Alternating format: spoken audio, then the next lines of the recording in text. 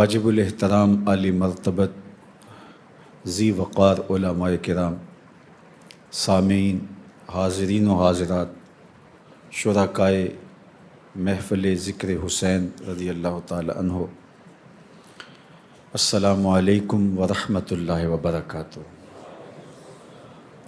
ایک فرد کی ناگہانی موت تڑپا کے رکھ دیتی ہے، خاندان کی زندگی غیر مرتب اور غیر منظم ہو جاتی ہے،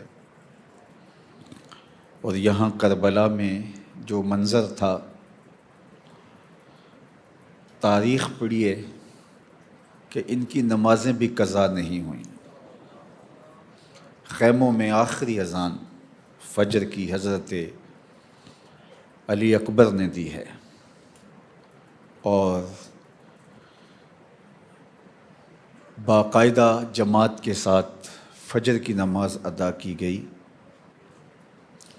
اور پھر حضرت امام حسین رضی اللہ تعالی عنہ کا جب سر انور کٹا تو تاریخ بتاتی ہے کہ سر سجدے میں جھکا ہوا تھا۔ اگر میں کربلا کو دو لفظوں میں بیان کرنا چاہوں تو کربلا میں ایک قیام ہے اور ایک سجدہ ہے۔ ظلم کے خلاف، جور و جبر کے خلاف، ناانصافی کے خلاف، لا دینیت کے خلاف حضرت امام حسین نے قیام کیا، اور اللہ کے حضور ان حالات کے اندر بھی جب تیروں پہ تیر برس رہے تھے اور بدن چھلنی ہو گیا تھا، اللہ کا سجدہ قضا نہیں ہونے دیا۔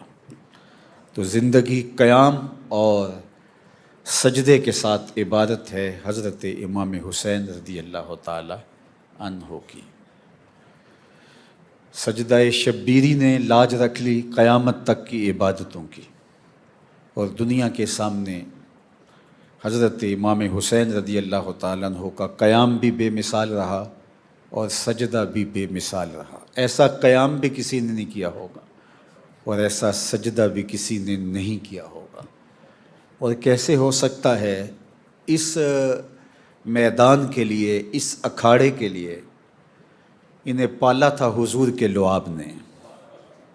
آپ جانتے ہیں کہ پہلوانوں کی لڑائیاں ہوتی ہیں تو اس سے قبل جو ان کے اساتذہ ہوتے ہیں ان کو داؤ پیچ سکھاتے ہیں، ان کو مشق کرواتے ہیں، اور ان کو عالی نسب خوراکیں کھلاتے ہیں کہ کہیں پشت نہ لگ جائے، کیونکہ اگر یہ پشت لگ گئی تو پورے قبیلے کی ذلت ہوگی۔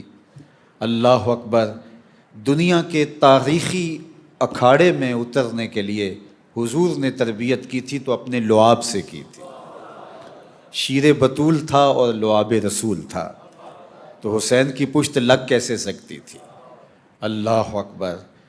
اور یہ تکمیل ہوئی حرم کی داستان کی، جس کا اقبال نے ذکر کیا تھا کتنے دل آویز انداز میں۔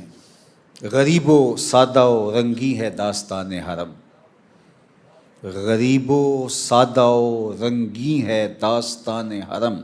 رنگین داستان حرم، اگر غریب و سادہ کے لفظ نہ ہوتے تو رنگینی کا مفہوم اور ہوتا، لیکن غریب اور سادہ کا لفظ پہلے لا کر کے رنگینی کا مفہوم بدل دیا اقبال نے۔ تو ذرا اس شعر کا رنگ دیکھیے، اس شعر کا جمال دیکھیے۔ مجھے تو اردو ادب میں اس عنوان سے ایسا کوئی شعر نہیں ملا۔ غریب و سادہ و رنگی ہے داستان حرم، نہایت اس کی حسین اور ابتدا ہے اسماعیل۔ تیاری کب سے ہو رہی ہے اور منزل کی تکمیل کب ہوتی ہے؟ اور عباس تابش کا ایک شعر مجھے اس شعر کی قبیل سے لگا، اور اس نے قلم توڑ دیا۔ اللہ اکبر! ہمارا سلسلہ طائف سے لے کر نینوا تک ہے، ہمارا سلسلہ طائف سے لے کے نینوا تک ہے، وہ کربلائے محمد، یہ کربلائے حسین، وہ کربلائے محمد، یہ کربلائے حسین۔ سب سے زیادہ دکھ اللہ کے محبوب کو طائف میں پہنچا تھا۔ آج بھی اس مٹی کے ذروں سے درد پھوٹتا ہے۔ وہ انگور تو نہیں ہوگا، شاید اس کی نسل سے اس باغ میں کچھ پودے ہوں اور وہاں ایک شخص بیٹھا ہوا ہے جو لوگوں کو انگور کھلاتا ہے۔ کبھی آپ حج اور عمرہ کے لیے جائیں تو طائف کا سفر ہو تو مسجد عداس کے قرب میں جہاں حضور علیہ السلام زخمی ہوئے تھے اور وہاں حضور تشریف لائے تھے، تو وہاں کے ذروں سے بھی آپ کو درد پھوٹتا دکھائی دے گا۔ ام المومنین سیدہ عائشہ رضی اللہ تعالیٰ عنہ فرماتی ہیں کہ میں نے ایک دن حضور سے پوچھا تھا کہ حضور کیا احد کے دن سے سخت دن بھی زندگی میں آیا؟ اور ان کا خیال تھا کہ اس سے زیادہ سختی کبھی اسلام کی تاریخ میں نہیں دیکھی گئی کہ 70 لاشیں پڑی ہوئی تھیں اور حضرت امیر حمزہ کا مسلح کر دیا گیا، اعضائے بدنیاں کاٹ دیے گئے، کلیجہ چبایا گیا، آنکھوں میں نیزے کی نوکیں چبھوئی گئیں، کٹا ہوا بدن، چھدا ہوا بدن، لہو لہو بدن۔ آقا کریم علیہ السلام نے جب دیکھا تو پھر جو حضور کی حالت تھی وہ لفظوں میں بیان نہیں ہو سکتی، بس اتنا فرماتے تھے ما فعل امی، میرے چچا کا کیا ہوا؟ تو ام المومنین فرماتی ہیں کہ میں نے سمجھا کہ شاید اس سے دن سخت زندگی میں کبھی نہیں آیا ہوگا، تو میں نے عرض کی کہ حضور کیا احد کے دن سے سخت بھی زندگی میں کوئی دن آیا؟ تو فرمایا ہاں عائشہ، جب طائف کے بازاروں میں تیری قوم نے مجھے پتھر مارے تو یہ دن احد کے دن سے بھی سخت تھا۔ آپ جس کی خیر خواہی کر رہے ہوں وہی آپ کو ضربیں لگا رہا ہو، آپ جس کی سیرابی کے لیے پانی ڈھونڈ کے لائے ہوں وہ آپ کو پیاسا رکھ رہا ہو، تو آپ کی طبیعت کی دکھن کا عالم کیا ہوگا؟ زخم بھی دکھ دیتے ہیں لیکن رویے مار کے رکھ دیتے ہیں۔ حضور ان کے 3 سرداروں کے پاس اللہ کے دین کا پیغام لے کر گئے تھے۔ ہر نبی نے، ہر پیغمبر نے جس تندہی کے ساتھ، جس خلوص کے ساتھ لوگوں کے تلخ رویوں کو برداشت کرنے کے باوجود اللہ کے پیغام کا ابلاغ کیا، یہ پیغمبروں کے ہی حوصلے ہیں۔ حضور اپنے ایک سفر کا ذکر فرماتے ہیں کہ میں اور بلال 1 مہینے کی مسافت پہ تھے، اتنا طویل سفر تھا کہ 1 مہینہ اس سفر میں لگا، اور بلال کے پاس صرف اتنا کھانا تھا جو بلال کی بغل میں دبایا جا سکتا تھا، پورے 1 مہینے کی مسافت۔ حضرت امام فخر الدین رازی نے لکھا کہ مکے سے لے کر طائف تک 70 ایسے نبیوں کی قبریں ہیں جن کی وفات صرف بھوک کی وجہ سے ہوئی ہے۔ تو یہ ٹریننگ ہوتی آئی ہے، بلکہ اگر آپ اس تاریخ کو اور پیچھے لے جائیں تو جناب آدم علیہ السلام کو خلیفہ دنیا کے لیے بنایا گیا تھا، زمین کے لیے، لیکن جنت میں ان کو پہلے رکھا گیا اور پھر جنت سے وہ زمین پر لائے گئے، اور پھر وہ 309 سال تک مسلسل روتے رہے، تو گویا ان کے دل کو درد کی لذت سے آشنا کیا گیا۔ حضرت اسماعیل علیہ السلام رضائے الہی کے لیے اپنی گردن چھری تلے رکھ دیتے ہیں اور کوئی عذر پیش نہیں کرتے۔ انسان کی طبیعت پر جو چیزیں شاق ہوں ان کو قبول بھی کرے تو 100 بہانے پہلے کرتا ہے۔ وہ کہتا ہے مجھے مطمئن ہونا چاہیے، مجھے لاجک دو، اس کے بعد میں اس کو تسلیم کروں گا۔ سارا رولا ہی یہی ہے کہ نفس کھڑا ہوتا ہے تو دلیلیں مانگنے لگ جاتا ہے۔ اصل نفس پر جو چیز شاق ہوتی ہے نفس اسے قبول کرنے کے لیے تیار نہیں ہوتا۔ کربلا والوں کا اور قافلہ حرم کے ہر مسافر کا یہی تو وتیرہ رہا ہے کہ جب ادھر سے حکم آتا ہے تو یہ پوچھتے نہیں ہیں کہ اس کی حکمت کیا ہے، کہا یار کا حکم ہے، سر تسلیم خم ہے۔ تو یہ تو شعار ان لوگوں کا رہا۔ تو حضرت خلیل اللہ جب اپنے فرزند سے کہتے ہیں کہ بیٹا میں نے خواب دیکھا ہے کہ میں تجھے ذبح کرنا چاہتا ہوں، فنظر ماذا ترا، بتا تیری رائے کیا ہے، تو بیٹا آگے سے پس و پیش کرنے کی بجائے چند لمحے، چند ثانیے سوچ و تفکر میں ڈوب جانے اور غور و تدبر کرنے کی بجائے بغیر کسی وقفے کے فوراً عرض گزار ہوتا ہے اپنے باپ سے، یا ابا تفعل ما تؤمر، ابا جان ذبح کیا جو بھی حکم ہے کر گزریے، رہی بات میری ستجدنی انشاءاللہ من الصابرین، آپ دیکھیں گے کہ میں صبر کر کے دکھاؤں گا۔ اللہ اکبر، یہ ابتدا تھی۔ اللہ جل شانہ نے حضرت اسماعیل علیہ السلام کو بچا لیا چونکہ ان کی نسل سے حضور علیہ السلام کا ظہور ہونا تھا، لیکن وہ قربانی جو مینڈے کی شکل کے اندر جناب اسماعیل علیہ السلام کے بدل کے طور پہ وہاں پیش کر دی گئی، اس قربانی کو باقی تو رکھا گیا تھا، اور ذبح عظیم کی یہ شکل زمانے نے دیکھنی تھی۔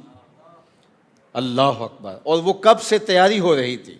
جبریل امین آ کے حضور کو بتا رہے تھے کہ چھری وہاں سے تو اٹھا لی گئی، آپ بھی ابن الذبیحین ہیں، دو ذبیحوں کے بیٹے ہیں، آپ کے والد بزرگوار کے حلق سے بھی چھری اٹھا لی گئی، چونکہ اگر اسماعیل کی گردن پہ چھری چل جاتی تو کائنات باغ خلیل کے اس گلے رانا کو نہ دیکھ پاتے، اور اگر حضرت عبداللہ کی گردن پہ چھری چل جاتی جو حضرت عبد المطلب نے خواب دیکھا تھا، تو زمانے کو حضور کی صورت کے اندر ہادی اور رہنما کیسے ملتا؟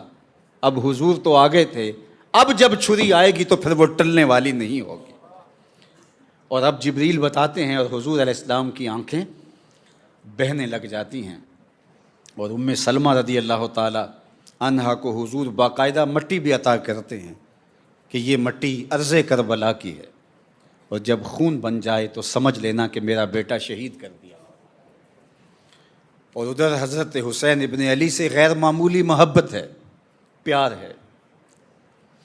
حجرہ فاطمہ کے قریب سے گزرتے ہیں تو جس طرح بچے بچپن میں رو دیتے ہیں، تو حضرت امام حسن رضی اللہ تعالیٰ عنہ اور امام حسین رضی اللہ تعالیٰ عنہ بھی بچپن میں کبھی روتے تھے تو حضور علیہ السلام دل گرفتہ ہو جاتے اور آپ پیغام بھیجتے، فاطمہ حسین کو رونے نہ دو، لِأَنَّ بُكَاءَهُ يُؤْذِينِي، اس کا رونا مجھے تکلیف دیتا ہے۔ اللہ اکبر، شہادت کا دولہا بنایا جا رہا ہے، اور لعاب سے حضور علیہ السلام حضرت امام حسین کی پرورش کر رہے ہیں۔ پیاس تو شدت کی تھی، کربلا کے اندر زبانیں کانٹا بن چکی تھی، حلق خشک ہو گئے تھے، اور گرمی تھی کہ الامان والحفیظ، لیکن اس کے باوجود کربلائے حسین میں زمانے نے حضرت امام حسین کی استقامت کو دیکھا، اور آخری وقت تک اپنے موقف پہ کھڑے رہے۔ یہ قیام تھا، اور جب قیام مکمل ہو گیا، یزید بیعت لینے میں ناکام ہو گیا۔ یہی مطالبہ تھا یزید کا۔ بیعت کیا ہے؟ بیعت بے سے ہے، اس کا معنی بک جانا ہے۔ آپ لغت کی جتنی کتابیں دیکھ لیں تو آپ کو یہی مفہوم ملے گا۔ بیعت کا معنی بک جانا۔ یزید امام حسین کو کہتا تھا کہ میرے ہاتھ پہ بک جاؤ۔ اب ذرا کربلا کا فیصلہ یہی ہوتا ہے، یزید کیا کوئی سازش پیک یزید بھی ہو اور حسین کا کوئی غلام ہو، وہ یزید کے ہاتھ پہ، وقت کے یزید کے ہاتھ پہ نہیں بکتا۔ تو حسین ابن علی، اللہ اکبر، جو حضور کی آغوش میں کھیلتا رہا، یزید کیا کہتا تھا؟ میرے ہاتھ بک جاؤ۔ اللہ اکبر، امام حسین نے کہا میں بازار محمد میں بکا ہوا ہوں، کیسے بکوں گا؟ آپ علماء بھی تشریف فرما ہیں، ان سے پوچھئے کہ بے پر بے نہیں ہوتی، جو چیز پہلے بک چکی ہو تو اس پہ بے نہیں ہوتی، بلکہ عدالتوں میں کیس ہو جاتا ہے کہ یہ چیز پہلے ہی بک چکی تھی، یار نکاح پہ نکاح نہیں ہوتا، بے پہ بے نہیں ہوتی۔ تو حضرت امام حسین رضی اللہ تعالیٰ عنہ نے حضور سے بیعت کی تھی، تو بیعت کے مختلف طریقے، پانی میں ہاتھ رکھ کے حضور نے خواتین سے بیعت کی ہے، یعنی ادھر ایک پانی کا ایک برتن تھا، ایک انگلی ڈالی اور دوسری طرف خاتون نے انگلی ڈالی، تو بیعت کا یہ بھی طریقہ ہے۔ تو لازمی نہیں ہے کہ ہاتھ میں ہاتھ ہی رکھا جائے، بیعت کے مختلف طریقے ہیں۔ پانی میں انگلی ڈال کر بھی بیعت ہو سکتی ہے، کسی کے پاؤں پہ ہاتھ رکھ کے بھی بیعت ہو سکتی ہے۔ حضرت امام حسین نے حضور کی بیعت کس طرح کی ہے؟ حضور کے منہ میں زبان ڈال کے بیعت کی۔ اب جس نے حضور کی یوں بیعت کی ہے، یزید کہتا ہے میرے ہاتھ پہ بک جاؤ، کہا تیرے ہاتھ پہ بکوں جو محمد عربی کی زبان پہ بیعت کر چکا ہے؟ کیسے ہو سکتا ہے؟ تو یہ تھا یزید کا مطالبہ۔ لوگ کہتے ہیں امام حسین کیوں گئے تھے، انہیں مطالبہ مان لینا چاہیے تھا۔ میں کہتا ہوں پاگلو، اسے پوچھو حسین سے بیعت کا مطالبہ کرتا ہے؟ تو ہوتا کون ہے؟ تیری اوقات کیا ہے کہ فاطمہ کے فرزند سے کہتا ہے کہ میرے ہاتھ پہ بکے؟ جنت جن کی ملکیت ہے، جو جنت کا وارث ہے، اس کو کہتا ہے چند ٹگے لے لے اور میرے ہاتھ پہ بک جائے۔ کمال ہے یار، ہر دو عالم قیمت خود گفتائی، نرخ بالا کن کی ارزانی ہنوز۔ اللہ اکبر، مالک جنت، مالک کوثر، مالک کائنات، مالک کونین، ارض و سما کے مالک کو کہتا ہے یہ ٹگے لے لے اور میرے ہاتھ پہ بک جا۔ کہا پوری کائنات تو ہمارے ہاتھ پہ بکی ہوئی ہے، اور بے پر بے نہیں ہوتی۔ تو یہ بات ذہن میں رکھیے، یزید کا انکار کرتے ہوئے امام حسین رضی اللہ تعالیٰ عنہ نے جو لفظ کہے تھے وہ یہی تھے، مثلی لا یبایع مثلہ، میرے جیسا تیرے جیسے کی بیعت نہیں کر سکتا۔ حسین یزید کی بیعت کرے یہ تو بڑی دور کی بات ہے، میرے جیسا بھی، تیرے جیسا کوئی اور بھی ہو۔ اللہ اکبر، میرے جیسے سے مراد یہاں جو ہے وہ تشبیہ من کل الوجوہ نہیں ہے، یعنی میرا غلام بھی ہو اور وقت کا کوئی سازش پیک یزید بھی آ جائے تو وہ بھی اس کی بیعت نہیں کرے گا، میں تیری بیعت کروں۔ مثلی لا یبایع مثلہ، میرے جیسا تیرے جیسے کی بیعت کر ہی نہیں سکتا۔ اللہ اکبر۔ یہ ابھی شعر پڑھا جا رہا تھا تو اچانک میرے ذہن میں ایک بات آئی کہ جو حضرت سیدنا معین الدین چشتی اجمیری علیہ رحمہ نے کہا کہ شاہ است حسین بادشاہ است حسین، دین است حسین دین پناہ است حسین، سرداد نہ داد دست در دست یزید، حقہ کے بنائے لا الہ است حسین۔ تو یہ ربائی ہے، 4 مصرے ہیں، 4 مصروں کے اندر 5 مرتبہ حضرت امام حسین کا ذکر آیا ہے، نام 5 مرتبہ ہے۔ شاہ است حسین، بادشاہ است حسین، دین است حسین، دین پناہ است حسین، سرداد نہ داد دست در دست یزید، حقہ کے بنائے لا الہ است حسین۔ پہلے مصرے میں بھی 2 مرتبہ حسین ابن علی کا نام، دوسرے مصرے میں بھی 2 مرتبہ حسین ابن علی کا نام، آخری مصرے میں 1 مرتبہ حسین ابن علی کا نام، درمیان والے مصرے میں حضرت حسین کا نام نہیں ہے، چونکہ اس مصرے میں یزید کا نام آ گیا تھا۔ کہا جہاں یزید کا نام آئے وہاں حسین کا نام بھی نہیں آئے گا، تم بیعت کی بات کرتے ہو۔ سرداد نہ داد دست در دست یزید، فارسی کی اس ربائی کا حسن دیکھیے، اس کا جمال دیکھیے۔ اللہ اکبر، سرداد نہ داد دست در دست یزید، اللہ سر دے دیا، یزید کے ہاتھ میں ہاتھ نہیں دیا۔ یہ ہے حضرت امام حسین رضی اللہ۔ تو بیعت بکنے کو کہتے ہیں، اور جو اہل ایمان ہیں وہ بک گئے ہیں۔ کہاں بکے ہیں؟ اللہ نے ان کو خرید لیا ہے اور اس کا بدلہ کیا دیا ہے؟ جنت دی ہے۔ تو مسلمان کسی کے آگے بکتا نہیں ہے، فروخت نہیں ہوتا۔ جو خلیفے کی بیعت کرتا ہے تو لفظ سن لو، خلیفے کی بیعت کرتا ہے، خلیفہ اصل نہیں ہوتا، نائب ہوتا ہے۔ تو خلیفۃ اللہ فی الارض ہوتا ہے، خلافت پر جب وہ بیعت کرتا ہے تو وہ بیعت کسی اور کی کر رہا ہوتا ہے۔ ماں سے واللہ را مسلمان بندہ نیست، پیش فرعون سرش افگندہ نیست، مسلمان کا سر اللہ کے علاوہ کسی کے آگے جھکتا ہی نہیں ہے۔ اور یہ تھا حضرت امام حسین رضی اللہ تعالیٰ عنہ کا پیغام۔ ویسے تو آپ کا ایک طویل خطبہ ہے جو آپ نے انکار بیعت پر ارشاد فرمایا۔ محمد بن حنفیہ کو آپ نے جو خط لکھا وہ تاریخ کے ریکارڈ پہ موجود ہے۔ مختلف منازل پر اور مواقع پر آپ نے جو خطبات ارشاد فرمائے، کربلا کے اندر جو آپ نے خطبات ارشاد فرمائے، دنیا حسین ابن علی کو سمجھنا نہیں چاہتی اور اس میں خام خواہ کی کنفیوژن رکھنا چاہتی ہے تاکہ ان کا چولہا بھی جلتا رہے، ورنہ اگر حضرت امام حسین کے خطبوں کو پڑھ لیا جائے تو اس نقطے کو سمجھنے میں دیر نہیں لگتی کہ حق اور باطل کا یہ مقابلہ اور اس کے خد و خال کیا تھے۔ سنیے، میں صرف ایک خطبے کے چند اجزاء آپ کے سامنے رکھنا چاہوں گا۔ حضرت امام حسین رضی اللہ تعالی عنہ نے فرمایا کہ اے لوگو، میں کیوں یزید کی بیعت سے انکار کرنا چاہتا ہوں؟ جو مدینہ کے دارالامارت میں کہا، مکۃ المکرمہ میں مختلف جگہوں پر ارشاد فرمایا، راستوں میں فرمایا، اس کا خلاصہ آپ نے 4 چیزیں بیان فرمائی۔ رجل فاسق، یہ فاسق آدمی ہے اور حسین ابن علی سے بیعت کا مطالبہ کرتا ہے، کھوٹے سکے دے کے سونا خریدنا چاہتا ہے، اس سے جو جنت کا مالک ہے، اللہ اکبر۔ اور پھر دوسری بات فرمائی، شارب الخمر، شرابی ہے، میں اس کے ہاتھ پہ کیسے بیعت کر سکتا ہوں؟ تیسری بات، قاتل النفس، انسانی وجود کا قاتل ہے، انسانیت کا قاتل ہے۔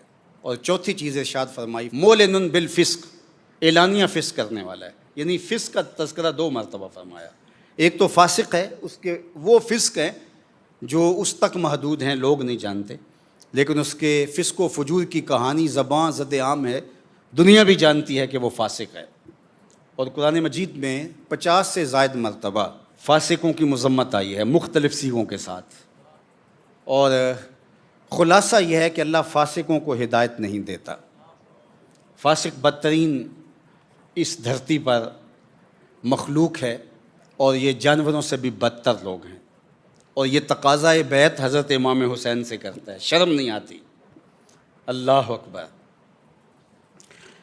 تو حضرت امام حسین رضی اللہ تعالیٰ عنہ نے جو طویل خطبہ دیا وہ یہ تھا، من رآ منکم سلطانا جائرا مستحلا لحرم اللہ، کہ جو فرمایا گیا ہے کہ جو ایسے بادشاہ کو دیکھے جو ظالم ہو اور اللہ کی حرام کردہ چیزوں کو حلال قرار دے، ناقصاً لعہد اللہ، اور اللہ کے عہد توڑے، مخالفاً لسنت رسول اللہ صلی اللہ علیہ وآلہ وسلم، اور حضور کی سنت کو بدلے اور اس کی مخالفت کرے، یعمل فی عباد اللہ بالاسم والعدوان، اور لوگوں کے اندر بدی اور بدکاری کے ساتھ حکومت چلائے، فلم یغیر علیہ بفعل ولا قول، اور جو شخص کسی قول کے ساتھ یا فعل کے ساتھ، عمل کے ساتھ اس کی مخالفت نہیں کرتا، کان حقا علی اللہ ان یدخلہ مدخلہ، کہ اللہ تعالیٰ جل شانہ پھر اس کو اس کے اس ٹھکانے تک پہنچائے گا جو اس کے ساتھ اس کے ظلم اور اس کے جبر کے خلاف کھڑا نہیں ہوتا، یا کم از کم زبان سے نہیں بولتا۔ اور حضرت سہل بن سعد الساعدی رضی اللہ تعالیٰ عنہ سے وہ معروف روایت ہے جو اس کے مفہوم کے قریب ہے، من رآ منکم منکرا فلیغیرہ بیدہ فإن لم یستطع فبلسانہ فإن لم یستطع فبقلبہ وذلک اضعف الایمان۔ اب یہ ساری بیان چیزیں کرنے کے بعد حضرت امام لوگوں کو کھڑے ہو کے خطبہ دے رہے ہیں، اور فرمایا، وَقَدْ عَلِمْتُمْ أَنَّ هَؤُلَاءِ الْقَوْمَ قَدْ لَزِمُوا طَاعَةَ الشَّيْطَانِ، یہ خطبے میں ارشاد فرما رہے ہیں، اور یہ لفظ وَقَدْ عَلِمْتُمْ، اے لوگو تمہیں پتہ ہے، یہ کوئی چیز چھپی ہوئی نہیں ہے، یزید کے کرتوتوں کا تمہیں علم ہے کہ اس شخص نے، اس قوم نے، اور یزید اور اس کے حواریوں نے قد لازموا طاعت الشیطان، شیطان کی فرما برداری کو لازم کر لیا، اپنے اوپر شیطان کی غلامی کا پٹا پہن لیا ہے، وتولوا عن طاعت الرحمن، اور انہوں نے اللہ جل شانہ کی اطاعت سے رخ پھیر لیا ہے، واظہروا فساد، اور فساد بپا کر رکھا ہے، واطلوا الحدود، اور حدود کو معطل کر دیا ہے، واستاثروا بالفیع، اور حکومت کا مال کھانا شروع کر دیا ہے، سرکاری خزانے کو لوٹنے لگے، وحلوا حرام اللہ، اور اللہ کی حرام کردہ چیزوں کو انہوں نے اپنے اوپر حلال کر لیا ہے، وحرموا حلالہ، اور اللہ کی جو حلال ہیں ان کو اپنے اوپر انہوں نے حرام کر لیا، اور جو حرام ہیں ان کو اپنے اوپر حلال کر لیا۔ یہ سب کچھ بیان کرنے کے بعد، لوگوں کو باور کروانے کے بعد فرمایا وَإِنِّي، یہ لفظ سنیے، وَإِنِّي أَحَقُّ بِهَذَا الْأَمْرِ، لہٰذا میرا حق بنتا ہے کہ میں کھڑا ہوں۔ وَإِنِّي أَحَقُّ، سب سے زیادہ میرا حق بنتا ہے کہ میں اس جبر کے خلاف، اس ظلم کے خلاف، اس جور و زیادتی کے خلاف، اس ناانصافی کے خلاف، اس لا دینیت کے خلاف، شیطانی قوتوں کے خلاف، ان باغیانہ روشوں کے خلاف میرا حق سب سے زیادہ ہے کہ میں کھڑا ہوں۔ کیوں؟ فرمایا لِقَرَابَتِي مِن رسول اللہ، اس لیے کہ میں نے حضور علیہ السلام کے لعاب کو چاٹ کر کے، حضور کی زبان چوس کر کے، اللہ کے محبوب کی گود میں کھیل کر کے، اللہ کے محبوب کی آغوش میں تربیت پا کے دین سیکھا ہے۔ اگر آج حسین نہیں کھڑا ہوتا تو کون کھڑا ہوگا؟ تو مشکل کے اس وقت میں میرے اوپر لازم ہے کہ میں میدان عمل میں کھڑا ہو جاؤں۔ تو حضرت امام حسین رضی اللہ تعالی عنہ نے پھر یزید کے خلاف قیام کیا اور قیام کا حق ادا کر دیا۔ اللہ اکبر۔ مشکل وقت میں انسان اپنے بچوں سے مجبور ہو جاتا ہے، خواتین سے مجبور ہو جاتا ہے، بوڑھوں سے مجبور ہو جاتا ہے، بھوک کمر توڑ دیتی ہے، پیاس سے انسان نڈھال ہو جاتا ہے، خوف توڑ کے رکھ دیتا ہے۔ ہم نے مضبوط سے مضبوط ترین لوگوں کے نظریے بہت کم قیمت پہ تبدیل ہوتے دیکھے ہیں، اور تھوڑی سی سختیوں اور تکلیفوں سے لوگوں کو راستے تبدیل کرتا ہم نے دیکھا ہے۔ ایسی بہت ساری کہانیاں آپ کے ذہن میں، آپ کی سوچوں میں، آپ کے خیالوں میں بھی گردش کرنے لگ گئی ہوں گی، لیکن 6 ماہ کے علی اصغر سے لے کر کے حضرت امام حسین تک، خواتین سے لے کے مخدرات اسلام سے لے کر کے زخمیوں اور بیماروں تک، حضرت امام حسین رضی اللہ تعالیٰ عنہ کا ہر ساتھی اس قیام میں آپ کے سامنے اس طرح کھڑا ہے کہ جب 9 کی شب کو چراغ بجھا دیتے ہیں کہ لوگوں اگر تم جانا بھی چاہو تو ایک دوسرے سے جھجک کر کے تم شاید نہ جا رہے ہو تو اندھیرے میں چلے جاؤ، میں تم سے مواخذہ بھی نہیں کروں گا، تم سے ناراض بھی نہیں ہوں، لیکن حالات کا رخ ایسا ہے کہ یہ میری جان کے در پہ ہیں، اور میری جان کے بعد یہ کسی سے ان کو سروکار بھی نہیں ہوگا، لہٰذا تم جاؤ اور اپنے خاندانوں اور قبیلوں سے جا کے مل جاؤ، میں تمہارے لیے خیر خواہ ہوں گا، اور تمہارے لیے نہ کوئی ناراضگی کے آثار میرے دل میں ہوں گے، اور نہ میں تمہارے لیے کوئی اس طرح کی کوئی سوچ رکھتا ہوں۔ اور چراغ بجھا دیتے ہیں، اور تھوڑی دیر بعد جب چراغ جلایا ہوتا ہے تو لوگ حضرت امام حسین کے سامنے اسی طرح موجود بیٹھے نظر آتے ہیں۔ تو یہ استقامت کے کوہ گران تھے۔ تو حضرت امام حسین رضی اللہ تعالیٰ عنہ نے قیام کیا ہے۔ تو ان مشکل حالات کے اندر 22,000 کا لشکر، یہ تو کم روایت ہے، 70,000 تک کے لشکر کی، 1,20,000 تک کے لشکر کی روایات بھی بعض سیرت نگاروں نے لکھی۔ 30,000 کے لشکر کی روایت تو بہت سارے لوگوں نے لکھی ہے، لیکن 22,000 کے لشکر کی جو تعداد ہے یہ سب سے محتاط ہے۔ 22,000 کے مقابلے میں 72 افراد شہید ہوئے۔ ٹوٹل خاندان اہل بیت اور دیگر اعیان و انصار کو شامل کر لیں تو 145 افراد بنتے ہیں جو کربلا میں پہنچے اور ڈٹے رہے۔ کچھ شہید کر دیے گئے، کچھ قیدی بنا لیے گئے۔ تو 145 کے مقابلے میں 22,000 کا لشکر جرار، اور وہ تیغ و تفنگ سے، آلات حرب و ضرب سے لیس ہے، اور ادھر کئی دن سے نہ پانی میسر ہے اور کئی دن سے نہ کھانے کو کچھ میسر ہے، اور مشکلات، مصائب، آلام، تکلیفیں، لیکن قیام ایسا کیا کہ زمانے نے دیکھا، اور حضرت امام سرخرو ہوئے، کامیاب ہوئے۔ اللہ اکبر۔ آپ جانتے ہیں کہ شہادت گواہی کو کہتے ہیں۔ گواہی زبان سے دی جاتی ہے، لیکن جب مقدمہ بہت بڑا ہو اور حق اور سچائی کو دبانے والا بہت بڑا ظالم ہو تو پھر زبان سے نہیں، خون سے گواہی دینی پڑتی ہے۔ اور شہید کو شہید اس لیے کہا جاتا ہے کہ وہ اپنے خون سے حق کی گواہی دیتا ہے۔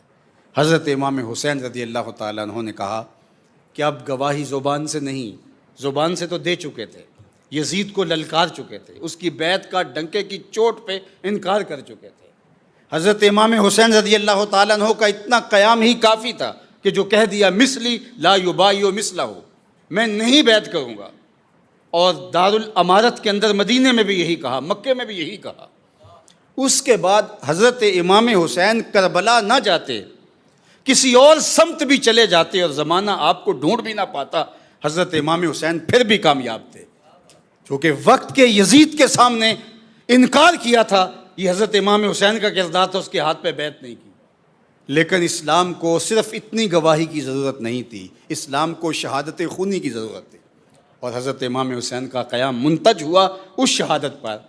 اور پھر وہ شہادت صرف امام حسین کی نہیں، 6 ماہ کے علی اصغر کی بھی ہوئی ہے، علی اکبر کی جوانی بھی لوٹی ہے. اور خاندان کے اعیان و انصار نے بڑھ بڑھ کے جانے والی ہیں اور دنیا کے سامنے بتایا کہ یزید اپنی تمام تر کوششوں کے باوجود حضرت امام حسین سے بیعت نہیں لے سکا. اللہ اکبر. یزید نے ابن زیاد کو متعین کیا، نعمان بن بشیر، ان کو وہاں سے معزول کر دیا اور کہا کہ یہ کام تم کر سکو گے. اور یہ بہت ظالم اور جابر اور سخت تھا. پھر اتنا بڑا لالچ دیا گیا. عمر بن سعد کو تہران کی حکومت اور تخت و تاج کا لالچ دے کر کے اس کو پیغمبر رسول کے سامنے کھڑا کیا گیا. ان کو قیمت بڑی دی گئی، ان کو پیسے بہت دیے گئے، لیکن یہ چند روزہ اس زندگی کی عیش و عشرت کے بدلے میں ابدی لعنتیں خرید چکے اور رسوائی اپنا مقدر بنا لیا. آج کہنے والے یہ بھی کہتے ہیں کہ یہ تو سارا کیا دھرا ابن زیاد کا تھا، یزید نے تو کچھ نہیں کیا. میں کہتا ہوں کبھی کسی دور کا یزید خود بھی میدان میں آیا ہے؟ یزید تو پیچھے کھڑے ہوتے، اپنے ابن زیاد آگے بھیجتے ہیں. جب اس نے مدینہ المنورہ پر حملہ کرنے کے لیے ابن زیاد کو دوبارہ کہا کہ تو نے یہاں کربلا کے اندر جو ڈیوٹی لگائی تھی اس کو نبھا دیا، اب یہاں بھی تیرا ہی حق بنتا ہے کہ تو کرے، چونکہ تو بہت دلیر ثابت ہوا. تو ابن زیاد نے کہا کہ میں ایک گناہ اپنے ذمے تیرے کہنے پہ لے چکا ہوں، دوسرا کبھی نہیں لوں گا. یہ خود اس کی گواہی ہے کہ میں یزید کے کہنے پہ یہ سب کچھ کیا ہے.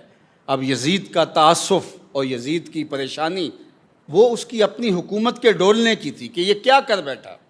اور یزید کا پھر تخت و تاج بچ نہیں سکا. صرف 3 سال اور 4 ماہ اور چند دن اس کا تخت رہا.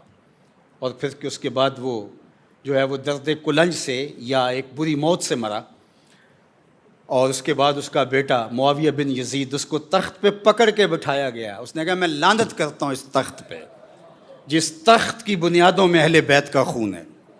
اور اس نے کہا نہیں بیٹھوں گا. اور پھر آپ کو پتہ ہے پھر اس کا دوسرا بیٹا بیٹھا. اور اس کے بعد یہ پھر جو ہے وہ مروان کی طرف یہ سارا سلسلہ بنو امیہ کی شاخ کی طرف منتقل ہو گیا. یزید نے رسوائیاں خرید لیں اور ذلت و رسوائی اپنے نام کر لی. اور امام حسین رضی اللہ تعالیٰ عنہ نے، میں ایک بات آج سے کئی سال قبل کہی تھی کہ جب ہم بچپن میں واقعہ کربلا پڑھتے تھے اور امام حسین کی شہادت اور پھر وہاں سے ایسے مڑ جانا، پھر حر بن یزید ریاحی کا گھیر کر کے لے آنا، بعد میں اس کا بھی امام حسین کے ساتھ آ جانا، تو وہ ایک دل میں عجیب تھی کہ حر بن یزید ریاحی اللہ اسے پہلے ہی سمجھ دے دیتا تو وہاں سے امام حسین کہیں اور چلے جاتے. اس طرح بہت ساری چیزیں ذہن میں آتی تھیں. لیکن میں نے کہا کہ اگر امام حسین واقعہ کربلا میں شہید نہ ہوتے تو کیا آج ہمارے اندر موجود ہوتے؟ ظاہر ہے موت تو برحق ہے، موت نے تو آنا ہی ہے، لیکن حضرت امام حسین رضی اللہ تعالیٰ عنہ واقعہ کربلا میں شہید ہو کر کے آج بھی ہمارے اندر موجود ہیں، ہماری روحوں میں بستے ہیں، ہمارے دلوں میں دھڑکن کی طرح رہتے ہیں. ان کا ذکر ہماری روحوں کو تازگی دیتا ہے اور ہمارے بدن کی حرارت کا سبب اور ذریعہ ہے اور ہمارے نظریوں کو قوت دیتا ہے.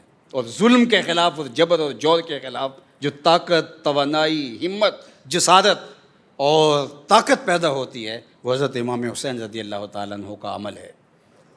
تو قوموں کی رہنمائی کے فریضے سر انجام دینے والے قربانیاں دیا کرتے ہیں. تو حضرت امام حسین رضی اللہ تعالیٰ عنہ کی قربانی صرف اس دور کے یزید کے مکروہ چہرے کو برہنہ اور بے نقاب کرنے کا ذریعہ ثابت نہیں ہوئی، بلکہ قیامت تک کے یزیدوں کے چہرے کو بے نقاب کر دیا اور سرخرو کامیاب اور بامراد ہوئے. آج بھی حضرت امام حسین رضی اللہ تعالیٰ عنہ کا قیام ہمیں کمزوروں کو بھی ہمت اور توانائی بخشتا ہے۔ تو کربلا کی تاریخ مکمل نہیں ہوتی جب تک کوفے والوں کا ذکر نہ ہو۔ پھر ضرب المثل بن گئی الکوفی لا یوفی۔ یزید صرف دمشق میں ہی نہیں بیٹھتا، وہ دنیا کے ہر خطے اور ہر کونے میں موجود ہوتا ہے۔ اس لیے کوفہ بھی صرف عراق میں ہی نہیں ہے، دنیا کے ہر گوشے میں کوفہ پایا جاتا ہے۔ جہاں بھی ظالم کو سپورٹ کرنے والے اور خاموشی اختیار کرنے والے اور ظلم کے خلاف آواز اٹھانے والے نہ ہوں اور اپنے مفاد کے لیے چند ٹگوں سے سودا کرنے والے موجود ہوں تو وہ کوفہ ہی ہوا کرتا ہے۔ تو زمانے نے آج بھی کوفہ اور آج بھی فرات اور آج بھی دمشق کے منظر اپنی آنکھوں سے دیکھے ہیں، لیکن میں دیکھتا ہوں کہ آج وہ ملبے کے اوپر بیٹھے ہوئے بچے میرے مصطفیٰ پہ درود پڑھ رہے ہیں۔ اللہ اکبر۔ وہ خواتین جن کی گودوں سے بچے چھین لیے گئے اور وہ بمبوں کی نظر ہو گئے، وہ ان ملبوں کے اوپر بیٹھ کر کے درود میرے مصطفیٰ پہ پڑھ رہے ہیں۔ تو یہ کربلائے اثر کی زینب کا یہ جذبہ ہے، کربلائے اثر کے علی اصغر کا یہ جذبہ ہے، تو پھر زینب مدینے کی طرف منہ کر کے کیوں نہیں کہے گی اے محمد تمہارے اوپر فرشتوں کا درود نازل ہو۔ اللہ اکبر۔ پھر وہ 6 ماہ کے بچے استقامت کے کوہ گراں کیوں نہیں بنیں گے؟ تو آج ان سے حرارت لے کر کے یہ طاقت اور توانائی اس دور کے بچوں کے اندر پیدا ہو گئی۔ اور اگر دنیا کے سامنے حسین ابن علی کی مثال نہ ہوتی تو ظلم اور جور اور جبر اور زیادتی کے مقابلے میں کھڑا ہونے کی کہیں کوئی ہمت نہ کرتا۔ تو حضرت امام حسین رضی اللہ تعالیٰ عنہ کا قیام قیامت تک کے لیے لوگوں کو کھڑا کرنے کا ایک سبب اور ذریعہ بنا، اور آپ کا سجدہ اللہ کے حضور بندگی کا سلیقہ سکھا گیا کہ دیکھیے کہ برستے تیروں کے اندر بھی سجدہ قضا نہیں ہوتا ہے۔ اور آج حسین ابن علی کے ماننے والے اپنے اللہ کے حضور سر بسجود ہو کر اپنی نیازمندیوں کا اظہار کریں۔ مسلمان اللہ کا نیازمند ہے، اس کا غلام ہے اور اس کا نوکر ہے، اور کسی ظالم، کسی جابر اور کسی یزید اور کسی فاسق اور ابن زیاد اور کسی شمر اور کسی خولی کے آگے سر نگوں ہونے والا نہیں ہے۔ تو حضرت امام حسین رضی اللہ تعالی عنہ کا یہ سفر اور یہ قیام اور یہ سجدہ ہمارے لیے خضر بن کے کائنات کے اوپر ایسا چھایا کہ صدیاں گزرنے کے باوجود بھی ان کی یادوں کے چراغ کبھی بجھنے نہیں پائیں گے۔ حضرت امام حسین رضی اللہ تعالی عنہ کے لیے ہماری عقیدتیں، ہماری محبتیں، ہمارا سب کچھ قربان۔ اللہ اکبر۔ جو جواں بیٹے کی میت پر نہ رویا وہ حسین، جس نے سب کچھ کھو کے کچھ نہ کھویا وہ حسین، مرتبہ اسلام کا جس نے دوبالا کر دیا، خون نے جس کے دو عالم میں اجالا کر دیا، جو محافظ تھا خدا کے آخری پیغام کا، جس کی نبضوں میں مچلتا تھا لہو اسلام کا، وہ کہ سوز غم کو سانچے میں خوشی کے ڈھال کے مسکرایا موت کی آنکھوں میں آنکھیں ڈال کے۔ یہ حسین ابن علی تھے کہ موت کو دیکھ کر بھی حسین ابن علی میدان عمل میں موجود ہے۔ تیغے برہنہ لیے قضا کہتی ہے حسین میں توڑ کے رکھ دوں گا۔ اللہ اکبر۔ میرے سامنے جو آتا ہے پھر وہ اپنا دفاع نہیں کر پاتا، لیکن حسین نے کہا میں امر ہو جاؤں گا، زمانہ حسین ابن علی کے جو ہے وہ اس قیام کو یاد رکھے گا اور اس سجدے کو یاد رکھے گا۔ آج ظالم کا ظلم اور جبر دنیا جو ہے وہ اس کو لعن و نفری کے انداز میں دیکھنے لگی، اور حضرت امام حسین کا قیام اور سجدہ آج دنیا کے لیے روشن مثال بن گیا۔ اللہ تعالی حضرت امام حسین رضی اللہ تعالیٰ عنہ کی برکتیں، آپ کے سینے کی حرارتیں، آپ کے قیام کے وہ جذبے اور آپ کے سجدے کا وہ جمال اور نور ہمیں نصیب فرمائے۔ وآخر دعوانا ان الحمد للہ رب العالمین۔